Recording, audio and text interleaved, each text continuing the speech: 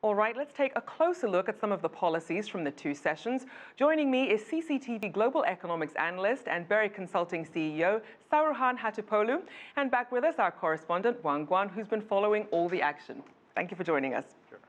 Now, Saruhan, with the two sessions wrapping up, we saw policies spanning a range of issues, everything from innovation to the environment and everything in between. Which ones were the real standouts for you?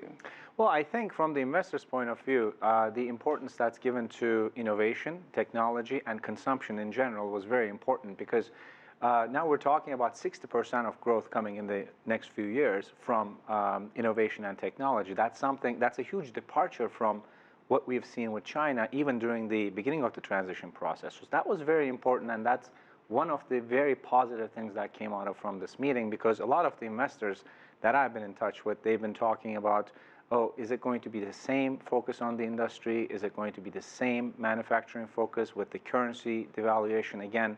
Is it going to be a factor? So that was a very good point that came up. So a welcome shift towards innovation. And then also for Wang Guan, for you, you've also been covering these two sessions. What do you think are the policies that really resonated with everyday Chinese? You know, when I talk to my friends and family back home, what are really important to them are two things: healthcare and personal income. Medical insurance, and Premier Li made it very clear yesterday that he wants to make medical insurance transferable across provinces. That is important because, like I said, there are close to 300 million Chinese are migrant workers. They're farmers turned migrant workers. And for them, it needs to be easier to file complaints, and a major illness can be devastating otherwise.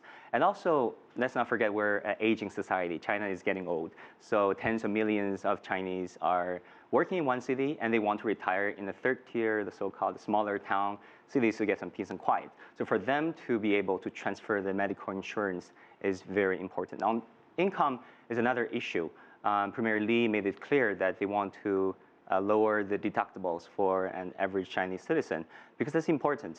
For a college-educated Beijing worker, he gets paid $1,000 on average, but he can only get $700 back home.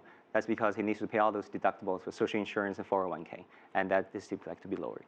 Now, Saruhan, I'm going to bring you back in here. In terms of the things that perhaps you didn't see that you would have liked to see them take more action on, what were the standouts in that area? Well, for me, one thing that I really wanted to hear more about was the financial market liberalization. I think the IPO registration system, the circuits and all of those things, more capital liberalization, that I think was not covered to the satisfaction of the investors that I've been talking about. And also another question in the minds of the investors was, Rachelle, in the past couple of weeks they've been asking this actually, well, this reform is great, but did we not hear the government say growth is still our priority? So how are they going to balance this growth prospects, the 6.5 to 7% growth, with the reform measures that we would like to see as investors? So they're watching for that. And what do you think would perhaps be some of the challenges to that growth?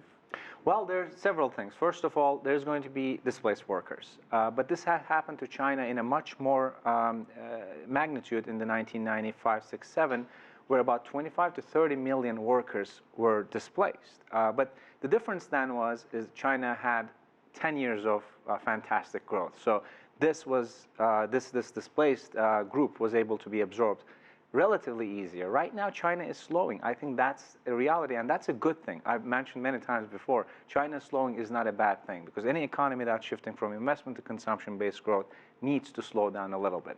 But how China will absorb these workers, displaced workers, is something that the investors are asking about. And I think the infrastructure planning that was announced is a temporary solution to that. At least some of the workers will be able to be absorbed by that. Now, another thing that was a very hot topic was supply-side reform, basically cutting oversupply and overcapacity in some of these industries that are either low profit or low productivity. Now, when you think about that, a lot of people are wondering, well, what does that mean in terms of jobs? So, Frank, how worried should people be about this? I think, Rachelle, people have all the reasons to be worried, and Beijing should be worried too. And Beijing is worried in that they don't want to turn this problem from an economic problem into a social problem, as some of my colleagues might be implying, in that back in the 90s. I was old enough to remember that my high school classmates' parents, they got laid off during that mass layoff period in the 95, 96 period. And it was tough for those families. You know, those 40-year-old, 50-year-old, it's not really easy, exactly easy for them to pick up a new set of skills.